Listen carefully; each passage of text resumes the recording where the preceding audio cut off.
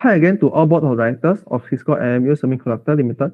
Thank you for giving us the opportunity for us to further explain about our countermeasure to remove and mitigate the risk vulnerability. Before any further, I would like to introduce my team members, who is Pu Hui, Jian Xing, and Chu Yanhui, and I am Tang Wenzhen. First of all, due to lack of security and also memory was created during the invention of SCADA system, as I mentioned during the risk assessment, our company decided to use the server PC to set up an isolated domain for all the devices in SCADA system, including system, PLC, LTU, and also database. When we implement this domain, there will be a policy and also high authentication when entering the physical SCADA main server to prevent unwanted threats. A well-configured stateful firewall is setting up in the trusted domain for packet filtering and also proxy service.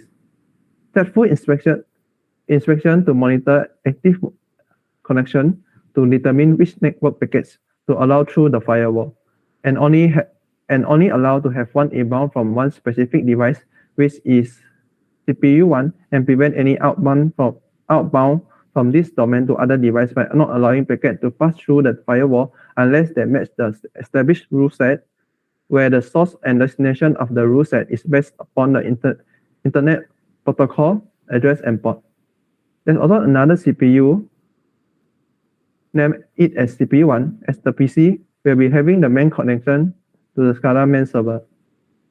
For every device we need to access data from SCADA server, we need to connect to the CPU1 in order to connect to SCADA system. Firewall will be installed on the CPU1 so that CPU1 is protected from attack from external attack, and also manage access device to the CPU1. Only trusted devices are allowed to bound into the CPU1. Besides from that, antivirus software also installed in the computer CPU1 to protect attack from internal and prevent malicious file access and also travel within the CPU1. To add on, there is also another backup computer to set up follow CPU1 setting as a backup computer. If CPU1 gets infected or attacked by cyber attack, this backup computer will be the backup computer and not declared to the workers, and only some of the C-level officers know existence of this backup computer. Besides from that, CPU1 will be also grouped inside a DMZ zone before entering the trusted domain. DMZ zone is the zone where firewall is set up when connected from outside network and also when connected to the SCADA system as a right feature shown. With the help of DMZ zone, we can prevent virus implanted by a cyber attack to infect our SCADA system, whereas a malware like worm can only affect CPU1. In this case, if there is cyber attack, keep commanding to taking data from the server, and thus we will need an IDS software to be installed on CPU1 to cut off the connection when detect anomaly. IDS software can help us to monitor activity inbound and outbound network to detect anomaly and cut off connection with responding device, and will log the corresponding device activity on CPU1. By setting up all this, likelihood of attack to SCADA system will be able to reduce due to security was well set up to detect and also prevent cyber attack from happening. If cyber attack occurs, there will be not a direct effect to SCADA system, but only able to affect on CPU1. All human-machine interface that use SCADA system will need to gain the data through CPU1 for safety purpose and prevent others from using HMI device to gain direct access to the SCADA system. That's all for the procedure. Before I end my session, I would like to continue with a few points in policy and control which are necessary to implement. First of all, for policy, we need to have strong password policy for those HMI devices to prevent data leakage. We need to also have a regular vulnerabilities assessment to carry on to identify and immediate any vulnerabilities. When setting up a device, we need to prevent from using the default setting to set up all the security device. Next, we will have control and people. This step need to be ensured that only authorized persons have access to the physical SCADA master center and always manage access control to the SCADA system, where only certain SCADA workers and C-level workers can access all to the SCADA master center. This could involve using multi-factor authentication and regular reviewing user access privilege. Training should be also provided to employee. That employee is listed in the policy about who will involve in the training, so that and how frequency will be the training will be. Through this step, the employee will know what they are doing and they will understand what they are doing to prevent any others error. That's all for me. Next, I will pass to Teo Xing. Thank you. Thank you to our group leader, Wei Zheng. Hello everyone, I'm Xing and I'm responsible for presenting the countermeasure of our risk assessment for the critical data stored on the various file servers.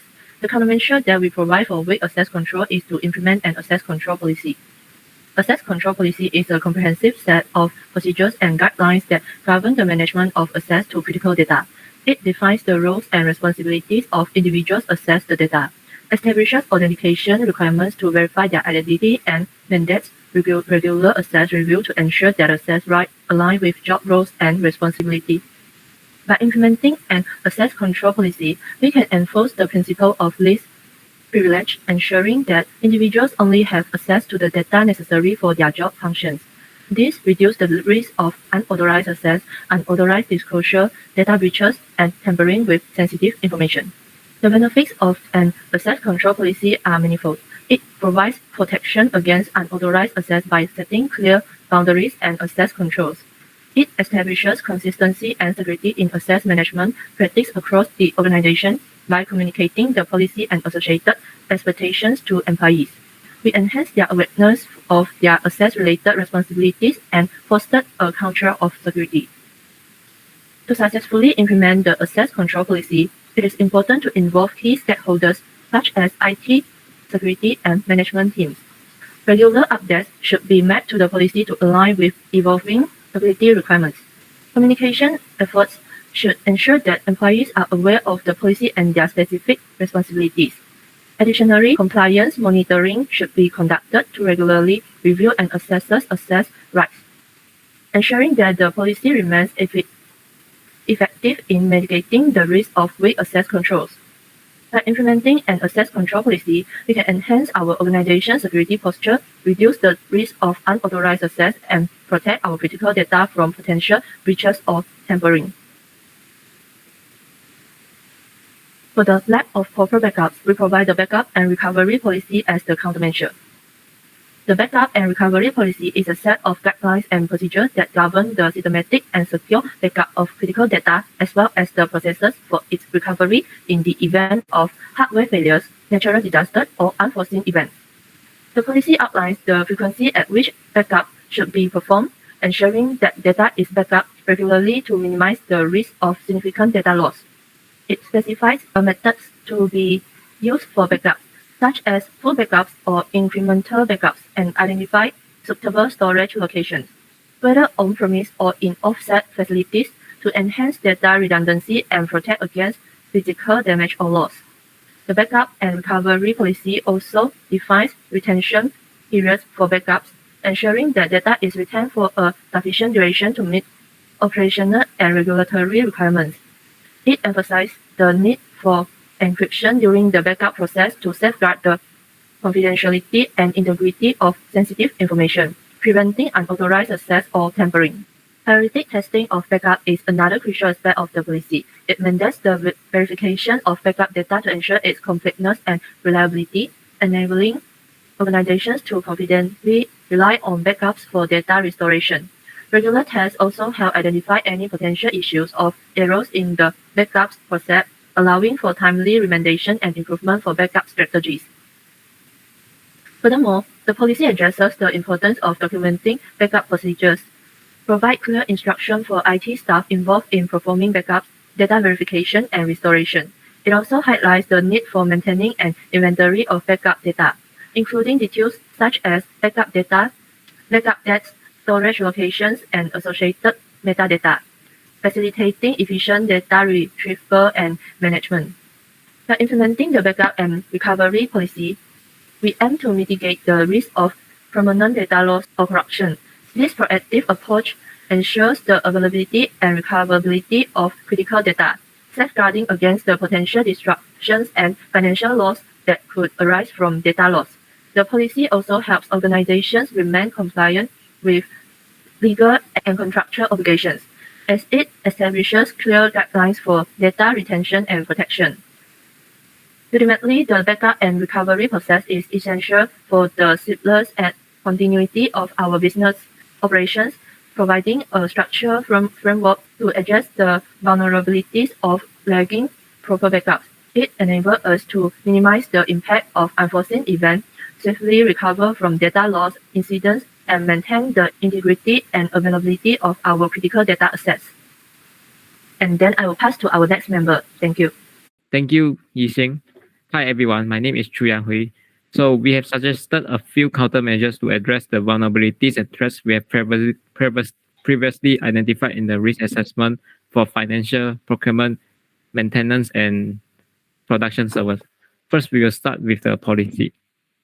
For the human vulnerability and software vulnerabilities, we suggest that MMU implements a comprehensive information security policy to address the vulnerabilities related to social engineering and phishing attacks, as well as the outdated Apache Tomcat on the production server. This policy will serve as a guiding document that outlines the organization's approach to protecting sensitive information and addressing security risks. Regarding social engineering and phishing attacks, the policy should emphasize the importance of employee awareness and adherence to security protocols, sets clear guidelines and expectations for employees regarding their roles and responsibilities in maintaining a secure environment. The policy covers various aspects such as email usage, password management, data handling, incident reporting, and employee awareness training.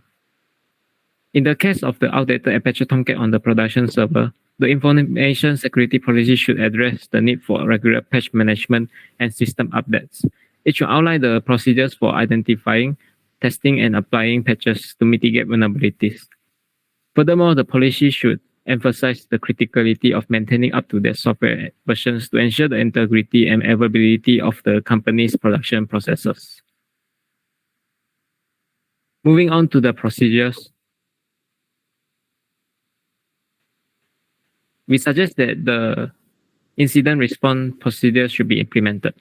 This procedure should encompass the response to both social engineering attacks as well as the software vulnerabilities like the outdated Apache Tomcat server. In the event of a social engineering or phishing attack, the procedure should include steps for incident identification, containment, eradication, and recovery.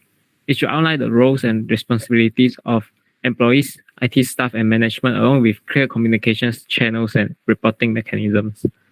Additionally, the procedure should address incidents related to software vulnerabilities, such as the exploitation of the outdated Apache Tomcat server.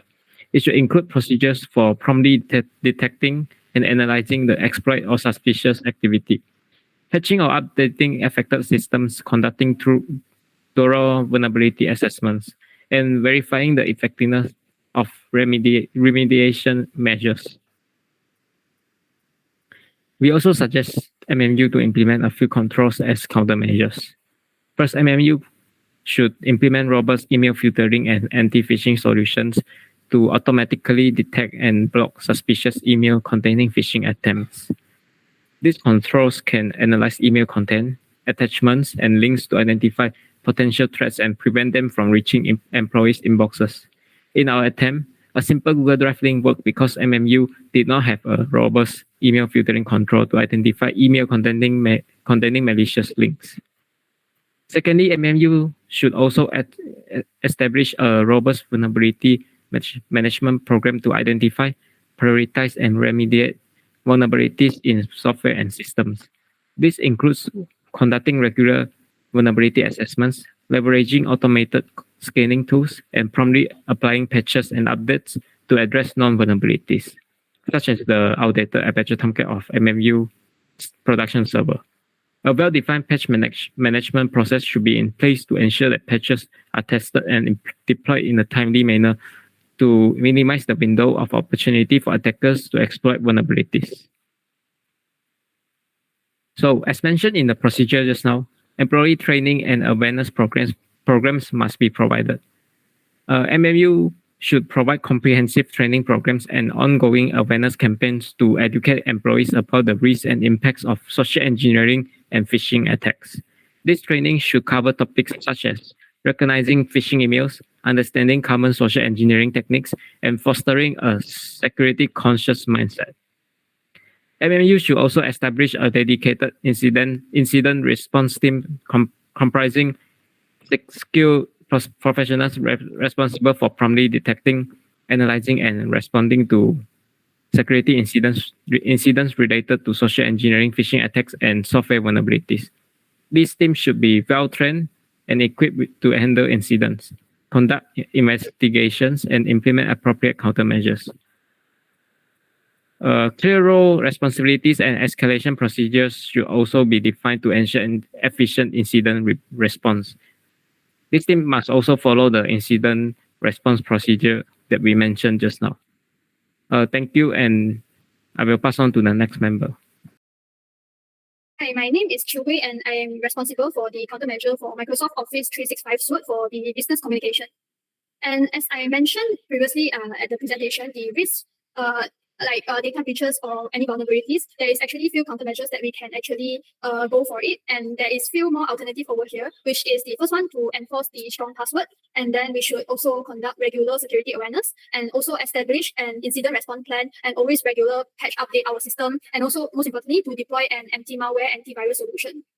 So for the implementing and enforce strong password, it is likelihood to reduce the unauthorized access from other people except from our internal employees. And when we conduct regular security awareness training for employees, we actually can reduce the risk for insider threats too. And for deploying anti-malware and also antivirus solution is we can get to mitigate the risk of malware and virus attacks. And by implementing multi-factor authentication, is also we can strengthen the access control. And the regularly patch and update to the platform can get to reduce the risk of exploitation and also vulnerabilities. And lastly, the established incident response plans, and also we should actually conduct a regular testing to ensure the readiness in case of a security incident, so we know how to act and also process it. And next, I will talk about the policies. So there are few policies for which I recommended, which is the security policy, handling policy, and also the data protection policy. So security policies is actually a document that can state in writing how a company plans to protect its physical and internal information technology asset. And by developing this policy, we can actually enforce a strong information security policy that outlines and guidelines for the use of Microsoft Office 365 suite, and then sets clear expectation for employees regarding the data privacy, acceptable use, and also security practices. And by including the handling policies, we should include this policy as specifically addressing the email and also business communication that is covering the topics such as email attachment, links, and handling the sensitive information, so that they have further information about how to handle the sensitive information and all. And for data protection policy, it is a statement that sets out how your organization actually protects your personal data, and it is also set of principles, rules, and guidelines to inform how you will ensure the ongoing compliances with data protection law, so that we can actually prevent data leakage from your employees accordingly. And next, my procedures to counter is actually implementing the incident response and also user access management. So incident response is actually an incident response plan, which is a type of document that actually outlines the organization procedures, steps, and responsibilities, as I mentioned just now, of its incident response program. And this planning actually often includes the following details, which is like how incident response supports the organization's broader mission. And by establishing this, we should include the reporting procedures, containment measures, investigation process, and also recover protocols. And the next one is the user access management, which we implement it to ensure that only authorized individuals have access to sensitive data, and that access rights are regularly reviewed and revoked where necessary. Okay, moving on next is the controls for Microsoft 365 Suite business platform. And there is like few of the controls here, which is the MFA, the multi-factor authentication. It is actually to add on an extra protection layer of security to user accounts that can reduce the risk of unauthorized access. And the main benefit for MFA, multi-factor authentication, is actually it will enhance your organization's security by requiring your users to identify themselves by more than a username or password. And also, most importantly, username and password are vulnerable to brute force attacks and can be stolen by third parties. So by enforcing the use of this factor, and it's like a thumbprint or physical hardware key, means increased confidence that your organization will stay safe from cyber criminals. And also we can actually deploy and regularly update the anti-malware and antivirus solution to scan and protect and the communication channels from malicious attachments, links, and also malware threats. And we should actually also utilize the data loss prevention tool to actually monitor and prevent the accidental or intentional leakage of sensitive data. And lastly is what everyone should know is we should actually encrypt our sensitive data, no matter within emails or communication channels, to actually protect against unauthorized interception. And the last one is for people. And as I mentioned previously in the presentation, humans are the weak line. And so we have to have few awareness training, like the security awareness training. And then we conduct it for the employees to educate them about phishing threats, social engineering techniques, safe email practices, and the importance of data privacy. And the cultures, we should actually foster a culture of security within the organization by encouraging employees to report any suspicious email or incident promptly. And lastly is to establish clear roles and responsibilities for employees regarding data privacy, security, ensuring that they actually understand their obligation in protecting company data.